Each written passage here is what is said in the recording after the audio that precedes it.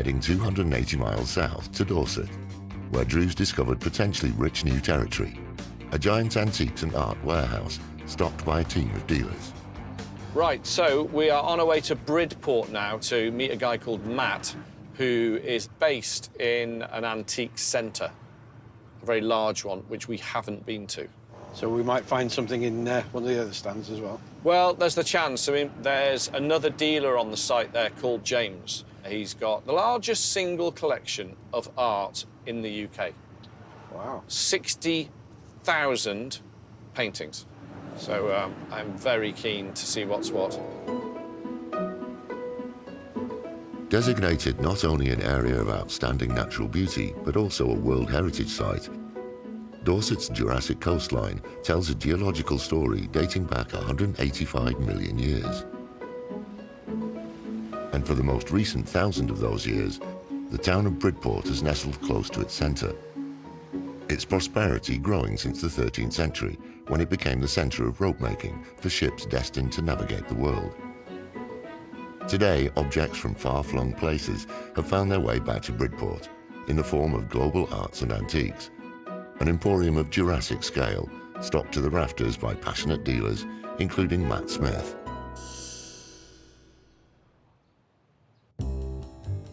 My taste is decorative. It's playing with decorative interiors, trying to get the message over to people that just be brave with your interiors. Having a random collection is where the excitement is, and buying things to go in that randomness and making it work, and that is what makes me happy. I'm not going to try and second guess what Drew is going to be attracted to. So, yeah, I mean, obviously I'm hoping that he's going to see something that's going to really turn him on and we'll be able to do a deal, which would be great. This looks good. Hello there. Hello, how you doing? Hi, how you doing? Yeah, good to meet you. Drew, T. Drew, Matt. It's a mix, isn't it? Got all sorts of stuff Yeah, here. we like to be eclectic. I want to encourage people to play with their interiors, actually mix and match. You know, William and Mary can go with a nice 1970s Perspex chair, if it's in the right place. I am all for that. I'm all for that. That is a good idea. Matt's space here at this sprawling antiques mecca, good. I mean, he's a cool-looking guy, you know what I mean? He really has got it going on. But his mix of stuff is intriguing, and he, without realising it, is a pretty good interior designer as well, and he's putting things together in his own way and works. No, it's good, it's different. So, I mean, how do you get started doing this, then? I've been doing it on and off for 30 years now. Right. Just fell into it. We just bought a house, and I ended up buying a load of chairs that I took home, and my wife at the time went, "What the hell?" And I went, "You can upholster them, love." And she went, "I don't think so." So I fell into it, and then just got a passion for it, and then that once you're into it, that's it. And evolve constantly. That's really lovely, isn't it? Isn't that nice? Yeah, beautiful. Really lovely colours. Bewdley, signed. George Eliot. George Eliot Bewdley, noted studio glass blower. It's probably somewhere around 1980, 1990. In Matt's space here, they're all winners, everything he's got here. And one of them is this very simple, mouth-blown vase, very small little thing, really well made, signed underneath by the maker. Just a very, very pretty thing. The balance of the whole piece works. What are you charging for that? That, on a trade basis, I could do at 100. 80 quid? Oh, seeing as it's you, 90. Seeing as it's you, 200.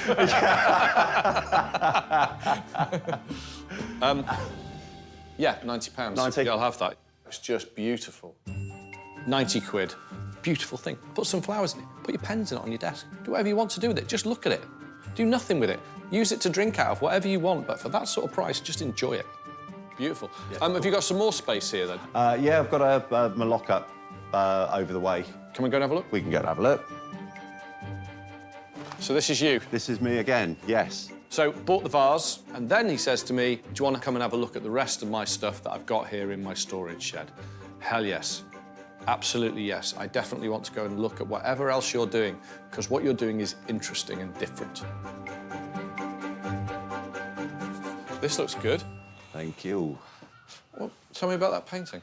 That painting is by Douglas Edward Taylor, born in 1928 in Battersea. He started painting in the 1950s. Can I take it down? Yeah, of course you can. in the 1950s, and he did all the naive and primitive art. Yeah. And he was actively championed by Stanley Spencer in the 50s. Really? Yeah, that's a memory for him, because that's his sister Maisie, and that's Doug as a kid. Is he still alive? No, he passed away about 4 or 5 years ago, and I bought what was left of his collection from the family. I like the naivety of it, 'cause Yeah. it's all wrong. Yeah, oh, Yeah, completely. It's completely wrong. The neck's all wrong. But that's just lovely. It's got a... How much is it? 200. But the details in the tree, the finer detail, the grass, he's getting every blade of grass. It's a lovely thing. Is this the last one you've got? No, we got that one. We got the one there, the sewing lesson on the wall there. Yeah. We've got another one here, which is a bit of surreal art by him. Yeah. What about the ones at the back? Any of those, or are those... Yeah, there's ones of his at the back as well. Walk into here and immediately I start seeing things. I'm like, oh, wow, what is that? And it's these paintings. And honestly stopped in my tracks. And then he starts telling me the story.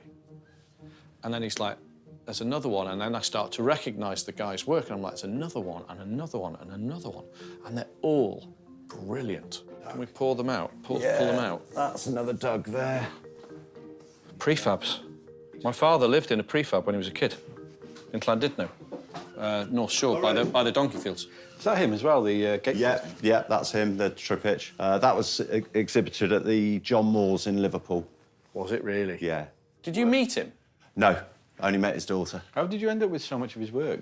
When he passed away, brought that yeah, up. I went to pick up 4 chairs that I bought from the family, Yeah. and she said, oh, do you buy and sell paintings? And I said, well, yeah, of course I do, you know. And she said, oh, come with me. Went into the garage, and all of these paintings, 140 of them, leant up against the walls in You bought them all? Rosedale, and I bought the whole lot. Good lad. Yeah, Well, up until 10 minutes ago, I'd never heard of Douglas Taylor. Now I'm very glad he's come into my life. good. What I love is his simple scenes, sitting in the front garden. You know, the prefabs with the guy tending his vegetables in the front there. They are wonderful, and they have a wonderment and a magic to them which I can't tell you. It's exciting. This doesn't happen very often. Maybe once every 10 years, you might come across a collection of an unknown artist, be they a sculptor, needlework, woodwork, whatever. An unknown artist that I've never heard of very low value, but of incredible competence. And that's a rare thing.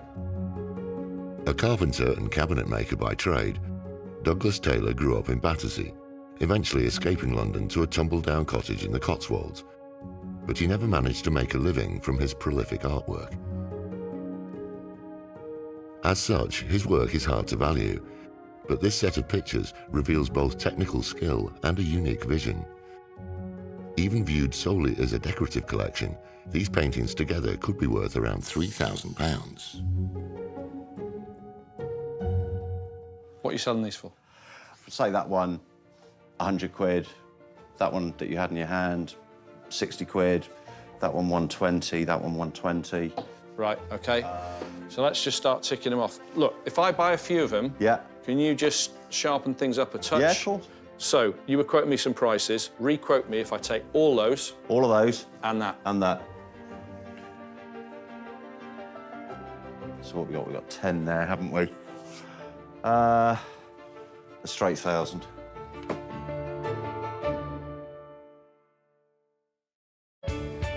On the Jurassic Coast, Drew and T have met a dealer who, purely for the love of it, has saved the entire collection of an artist's work. Went into the garage, and all of these paintings, 140 of them, leant up against the walls in You bought them all? Rosedale, and I bought the whole lot. Good lad. Yeah. And now Drew wants to buy not one, but several paintings to preserve what he thinks could be a remarkable undiscovered talent. So what we got? We got 10 there, haven't we? A straight 1,000. Sold. Thank you very much. Thank you very much. No, thank you. Do you know what? Every now and again in life, you're offered something like this, and for such not a massive amount of money, Yeah. you're buying something so wonderful. Yeah. It It's just great, yeah. Oh, this is what makes my job the best job in the world. I'm looking at him thinking he's going to charge me about 2,000 quid for the 10, and he turns around and says they're 1,000 quid. I think a couple of them in there are once properly displayed and understood and looked at and put together properly, there's a few that are well over into the thousands. Yes, I can make a profit, but this is more. This is something extra. This is something incredibly rare that just does not happen. This guy should have been internationally famous, and he's not, and he really should be. It's an extraordinary find, but the day's buying at this giant antique centre isn't over yet. OK, so, Matt, whose is all this stuff? Who's the rest of this, then? Predominantly, it's my colleague Jim. Jim, Drew. Hello, mate. T. Hello, Drew. How Hello. you doing? Hi, T. Right, so will you continue with the tour? Indeed, yeah, thank you. Yeah. This way? Yep, lovely. Let's do it. Later. See you later. Thank you, mate. This is your business, Global This is Art. it, yeah. 60,000 pieces. 60,000 pieces of art. Largest private collection in Britain. Here. Here, yeah. Upstairs, everywhere, you'll find it. Nooks and crannies everywhere. So, I mean, number one, what possessed you? Number two, why? It was a pension plan that went wrong. I was in the army for 17 years, and then when I left the army, I had a lodger who was into antiques, so I got the bug. So, James's showroom with the 60,000 pieces of art is partly an old bathroom showroom, and you don't really notice it until you start thinking, why are there tiles on the floor? And then you notice some of the art is displayed in shower cubicles and things like that. Well, why not? Why not? There are no rules. Why not? This is our Billy Mumford area. Wow. Right. Talk to me about Billy, then, and his... He put £6 million worth of forgeries through the major auction houses. Did he? And then went to prison for 2 years, and then he came out 10 years ago, and now he's 73. He does it all legitimately with a certificate to say it's a forgery. So this gallery is known for housing one of the, I think it must be the largest collection of the famed forger, Billy Mumford. Now, I hadn't heard of him, but he went to prison for forgery. But he now uses that to sort of, you know, sell his art. So by copying them and then the forger telling you they're a forgery, that's art in itself. But it's all new and it's not for me, you know. I can see the fun in it, but it's not for me, not today.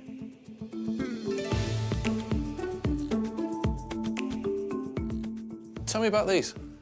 These were commissioned years and years ago for a Norfolk church. Yeah. And it was depicting the Vikings and the Civil War. Mm. So, yeah, they're watercolours. Do you know who did them? No, not sure, no. How much are they? Well, $3.50 each. This is part of my past, you know, making these things. There's a pair of stained glass cartoons. So this is the final process, when you go for final approval to get the stained glass window made for the space in the church or whatever building they're going into. This would be pretty much as far as you'd go with the client. So you'd do this drawing, the cartoon, and you take your glass samples in, and this would have been to scale. And the black lines on it are where the lead would be. They've got a decorative value, right?